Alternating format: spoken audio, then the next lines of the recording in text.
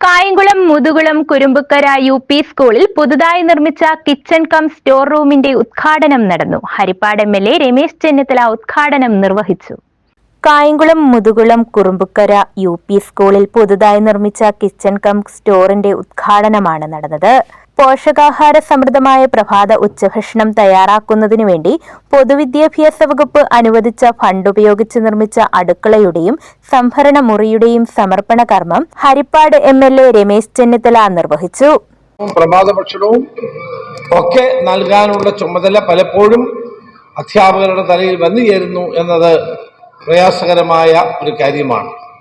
ഞാൻ എം.എൽ.എ. എന്നുള്ള നിലയിൽ ഇവിടുത്തെ പ്രഥമ അധ്യാപിക IK ലിജി ആവശ്യപ്പെട്ടതനുസരിച്ച് ഒരു കമ്പ്യൂട്ടറും 2 കമ്പ്യൂട്ടറും പ്രിന്ററും ഇവിടെ നൽകിയിട്ടുള്ളതാണ്.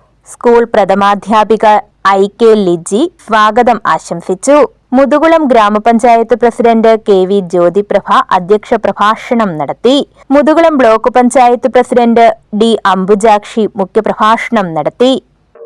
ഭൗതിക സാഹചര്യങ്ങൾ മെച്ചപ്പെടുത്തുക എന്നതിനോടൊപ്പം തന്നെ കുട്ടികളുടെ ആരോഗ്യം സംരക്ഷിക്കുക എന്നൊരു മഹത്തായ കർമ്മമാണ് ഗവൺമെന്റ് വളരെ കൃത്യമായി തന്നെ നിർവഹിച്ചു പോകുന്നത്.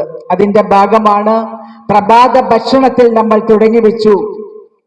കോൺട്രാക്ടർ M രാഹുലിനെ PTA എക്സിക്യൂട്ടീവ് അംഗം V ബാബുക്കുട്ടൻ ആദരിച്ചു.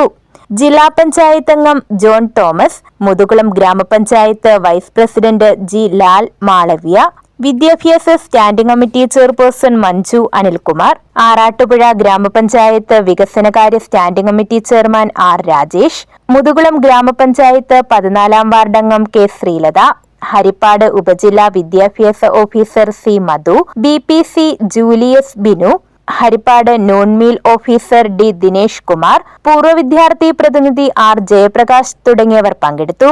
News bureau, Kayamkulam.